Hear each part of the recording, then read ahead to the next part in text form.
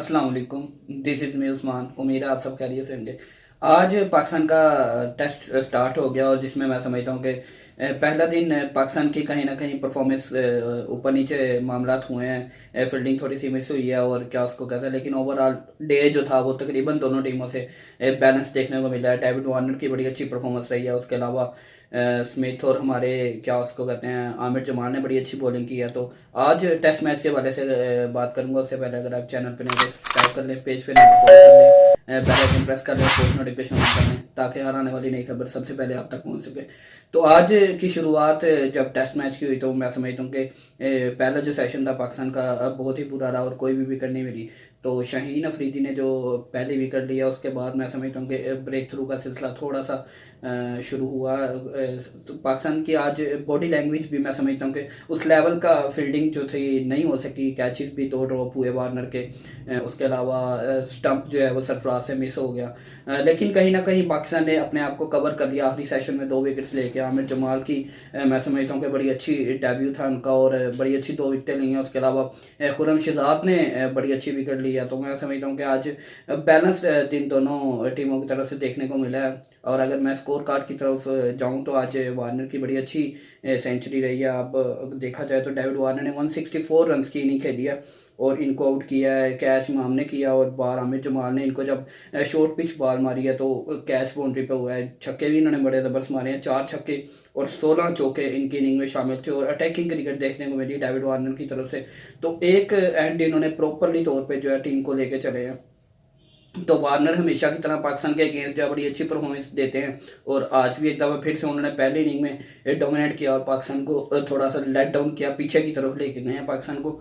और यही वजह है कि पाकिस्तान की टीम आज 346 रन पे 5 खिलाड़ी ऑस्ट्रेलिया के जो आउट हुए हैं। वो यही वजह है कि वार्नर के ऊपर से जो इनिंग थी वो बड़ी लाजवाब थी। उन्होंने बड़ी अच्छी क्रिकेट खेली है प्रॉपरली तौर पे।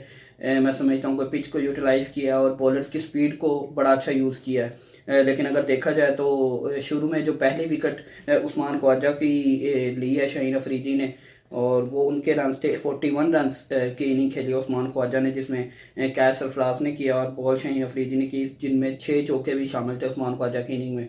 तो ओवरऑल मैं समझता हूँ कि पाकिस्तान ने इम्पैक्ट क्रिएट करने की कोशिश की, लेकिन थोड़ी सी विकेट भी जो है बैटिंग को सपोर्ट कर रही थी। लबूशैंग 16 रन बना कर आउट हो गया। एलबीडब्ल्यू फाहिम अशरफ ने किया बड़ा अच्छा, इनको एलबीडब्ल्यू आउट किया। 2 चौके लबूशैंग ने मारे। उसके अलावा स्टीव स्मिथ एक दफ़ा फिर से मैं समझता हूँ डेब्यू करने वाले खुरम शहजाद को विकेट दे कर चले गए और बड़ी अच्छी बॉलिंग की। 2 3 4 बालें जो है पहले इनको इन लाइन करवाते एकदम से उन्होंने खुरम शहजाद ने बॉल को थोड़ा सा आउटसाइड पर रख के किया और एज हो के कीपर ने कैच कर लिया। सरफराज अहमद ने बड़ी अच्छी बॉलिंग देखने को मिली है खुरम शहजाद की तरफ से भी। तो 31 पे आउट हो गए आज। 60 बॉलों पे 4 चौके मारे हैं स्टीव स्मिथ ने। उसके अलावा देखा जाए तो ट्रेविस हेड भी आउट हो गए। आगा ने इनका कैच किया और आमिर जमाल ने इनको विकेट ली है। तो आमिर जमाल ने एक दफ़ा फिर से जब इनको आउट किया तो ये भी शॉर्ट पिच बॉल मारी। तो दोनों दफ़ा आमिर जमाल का जो है वो जादू चल गया शॉर्ट पिच बॉलों पे। नो डाउट अगर देखा जाए तो अच्छी बॉलिंग करवाते नज़र आए हैं और डे एंड पे पाकिस्तान को थोड़ा सा रिलीफ मिला जब आखिरी सेशन में 2 विकेटें मिली हैं।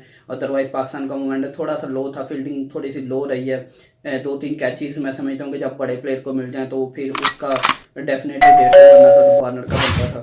तो उसके अलावा ट्रेविस हेड ने 7 चौके मारे हैं और 40 रन की इनिंग खेली है। बॉलिंग की तरफ देखा जाए तो आज शाहीन ने अच्छी बॉलिंग करवाई। तकरीबन 19 ओवर इन्होंने करवाए और 75 रन दिए, जिसमें 5 मिडन शामिल थे। तो अच्छी बॉलिंग पाकिस्तान की तरफ से देखने को मिली है। 5 ही मिडन करवाए खुरम शहजाद ने, लेकिन ओवर इनके 17 थे और रन भी इन्होंने कम खाए। 62 रन के साथ 1 विकेट ली है शाहीन ने और 1 ही विकेट ली है खुरम शहजाद ने। आमिर जमाल 2 विकेट लेने में कामयाब हुए। 63 रन दिए इन्होंने, 12 ओवर करवाए। अच्छा स्पेल था इनका भी। उसके अलावा फ़हीम अशरफ ने 1 विकेट लिया और 65 रन दिए हैं 14 ओवर में। सलमान अली आगा ने 22 ओवर में 2 मिडन के साथ 70 रन खाए हैं। बड़ी अच्छी बॉलिंग करवाई इन्होंने भी। और क्या उसको कहता है, स्पिनर टीम के पास प्रॉपर कोई भी नहीं था, लेकिन सलमान अली आगा ने जैसा मैं समझता हूँ कि आज डिलीवर किया पहला दिन, तो ये एक अच्छा है। हो सकता है कल इमाम या क्या उसको कहते हैं बाबर आजम भी बॉलिंग करवाते नजर आए, लेकिन अभी तक की सिचुएशन के हिसाब से मुझे नहीं लगता कि इनको बॉल मिलेगी। लेकिन अगर मिलती है तो शायद बाबर आजम विकेट ले जाए। अगर वो विकेट लेके जाते हैं तो मैं समझता हूँ कि बड़ा मज़ेदार हो जाएगा काम। तो ओवरऑल एक अच्छा दिन था पाकिस्तान का। जब पहली विकेट गिरी तो 126 रन थे, उसके अलावा जब दूसरी विकेट गिरी तो 159 स्कोर से, उसके अलावा तीसरी विकेट 238 पे गिरी स्टीव स्मिथ की, और ट्रेविस हेड की विकेट जो गिरी है 304 पे जाके गिरी है। तो ये जो मामला थोड़ा सा हुआ है कि ओपनिंग में शुरू से हमारे से बॉलिंग जो नई बॉल के साथ हम लोग विकेट नहीं ना ले रही, यही वजह कि हम लोग वनडे में भी क्या उसको कहते हैं थोड़ा सा लैग कर रहे थे कि हमें अर्ली ऑन विकेट्स नहीं मिलती। अगर शाहीन हमें अर्ली ऑन विकेट दिलवा देता है तो फिर हम लोग अगली टीम के ऊपर प्रेशर क्रिएट कर सकते हैं। वो यही हमें आज फिर देखने को मिला कि टेस्ट में भी वही हाल हुआ कि हमें ऊपर से जब विकेट्स नहीं मिलती तो फिर हम लोग प्रेशर जो है वो दूसरे बॉलर दे देते हैं। जब आपका प्रीमियम फास्ट बॉलर आपको विकेट नहीं ना लेके देता तो फिर मैं समझता हूँ कि बड़ी मुश्किलात होती हैं। तो शाहीन की जिम्मेदारी है कि वो विकेट लेके दें जैसे मर्जी। वो फास्ट बॉलर हैं प्रॉपर, आपको पता है कि जब टीम आपके ऊपर रिलाय कर रही होती है तो फिर आपकी परफॉर्मेंस बड़ी मैटर करती है। तो कहीं ना कहीं शाहीन को थोड़ी सी और जान मारनी होगी और एनर्जी लड़ानी पड़ेगी, क्योंकि इस सीरीज़ में वही मेन करेक्टर हैं जो हमें विकेट्स दिलवा सकते हैं अर्ली ऑन। अगर अर्ली ऑन विकेट मिल जाती है तो फिर ऑस्ट्रेलिया के ऊपर प्रेशर बिल्ड करना थोड़ा सा मैं समझता हूँ पाकिस्तान के लिए ईजी हो जाएगा। तो शाहीन को कुछ ना कुछ करना पड़ेगा। उसके अलावा जब वार्नर आउट हुए 321 स्कोर था, 5 आउट, तो मैं समझता हूँ कि कल आते ही अगर शाहीन एक दफ़ा फिर से अटैक करते हैं और साथ इनके फ़हीम अशरफ या आमिर जमाल करते हैं तो फिर क्या उसको कहते हैं देखना पड़ेगा कि किस तरह जाता है। लेकिन अगर ओवरऑल देखा जाए तो शान मसूद की कप्तानी बड़ी अच्छी थी और सही टाइम पे सही बॉलर्स को लेके आए हैं। स्पिन भी जहाँ पे ज़रूरत थी उसमें उन्होंने आगा को लेके आए हैं, जहाँ पे फास्ट की ज़रूरत थी वहाँ पे शाहीन को लेके आए हैं। उसके अलावा मूव्स बड़े अच्छे खेले हैं उन्होंने, खुरम शहजाद की जहाँ पे ज़रूरत थी। तो ओवरऑल अगर देखा जाए तो फील्डिंग में थोड़ी सी मिस हुई है, पाकिस्तान से फील्डिंग मिस हुई है। लेकिन आज का दिन देखा जाए तो बैलेंस दिन था, लेकिन 350 स्कोर रन बोर्ड पे लग गए हैं। तो पाकिस्तान को कल चाहिए कि आते ही तकरीबन को 50 के दरमियान में इनको पकड़ा जाए, ताकि जो है पहले ही सेशन में अगर पाकिस्तान इनको आउट कर देता है तो फिर क्या उसको कहते हैं आसानी हो जाएगी बैटिंग के लिए। आने वाले जो बैट्समैन हैं हमारे ओपनर्स, उनके लिए थोड़ा बहुत रिलीफ मिलेगा। नहीं तो अगर 450 का रन 450 पॉइंट्स लग गए तो फिर मैं समझता हूँ कि प्रेशर स्कोर बोर्ड का जो होता है वो ऑलरेडी आपको पता है बड़ा मुश्किल होता है। और इन कंडीशन में, ऑस्ट्रेलिया के कंडीशन में हमारे बैट्समैन वैसे ही थोड़ा बहुत ना वो स्ट्रगल करते हैं। तो ये वजह है कि अब देखते हैं कि बॉलर्स जो कल आने वाले टाइम पे अगर पहले सेशन में जल्दी इनको विकेट्स मिल जाती हैं तो फिर पाकिस्तान में समझता हूँ कि कमबैक करने के पूरे चांसेस है पहली इनिंग में। तो ये आज की सिचुएशन चल रही थी। उसके अलावा अगर बात की जाए तो आज क्या उसको कहते हैं पहला इजलास भी हुआ है जिसमें पाकिस्तान और न्यूजीलैंड की टीम अनाउंस करने के बारे में जो सिलेक्शन कमेटी की मशावरत का था वो आज पहला इजलास हो गया, जिसमें कामरान अकमल ने तो शिरकत नहीं की, फ़ोन पे ही उनके साथ बात हुई है। लेकिन अगर देखा जाए तो क्या उसको कहते हैं कल वो ख़ुद भी शिरकत करेंगे।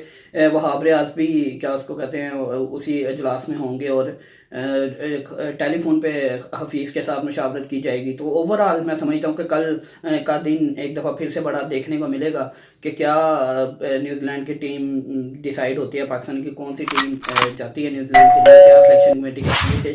नेशनल T20 के जो प्लेयर्स थे उनमें मैं समझता हूँ कि कल जो PSL का ड्राफ्ट हुआ है उसमें अहमद शहजाद के साथ ज्यादती हुई है। उसके अलावा उमर अकमल को पिक नहीं किया गया, शर्जील खान को पिक नहीं किया गया।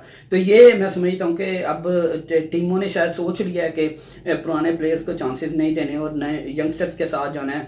अगर देखा जाए तो आप उबैद शाह, हुनैन शाह और नसीम शाह जो वो तीनों इस्लामाबाद यूनाइटेड की तरफ से हैं। उबैद और हुनैन को तो उन्होंने इमर्जिंग में पिक किया। तो तीनों भाई मैं समझता हूँ कि बड़ी अच्छी परफॉर्मेंस देते नज़र आ रहे हैं। लेकिन अगर देखा जाए तो सीनियर्स का भी राइट बनता है, अहमद शहजाद को चांस मिलना चाहिए था, शर्जील, और वो भी परफॉर्मेंसेस देते आ रहे हैं। तो कहीं ना कहीं मैं समझता हूँ कि प्लेयर्स के साथ इस तरह की ज़्यादती ये एक गलत चीज़ है जब वो परफॉर्मेंसेस देते आ रहे हैं। और उन्होंने क्या उसको कहते हैं अहमद शहजाद ने T10 लीग को भी और बांग्लादेश की प्रीमियर लीग की थी जो उसको भी डिनाई कर दिया। लेकिन फिर भी इनके साथ PSL में कंटिन्यूसली 4 सीज़न हो गए हैं अहमद शहजाद को पिक नहीं किया जा रहा। तो ये जो ज़्यादती है टीम्स की तरफ से देखने को मिली है, ये इस तरह का नहीं होना चाहिए। कल्चर आप थोड़ा सा चेंज करना चाहिए कि अगर एक प्लेयर अच्छी परफॉर्मेंस दे रहा है नेशनल T20 कप में, आपको डोमेस्टिक में परफॉर्मेंसेज हो रही हैं उसकी, तो आप क्यों नहीं उसको पिक कर रहे। तो ये बोर्ड को भी चाहिए कि इसके ऊपर कोई ना कोई रूल इम्प्लीमेंट करें कि जो टीम्स पिक करती हैं उसके ऊपर भी थोड़ा बहुत होना चाहिए कि जो प्लेयर्स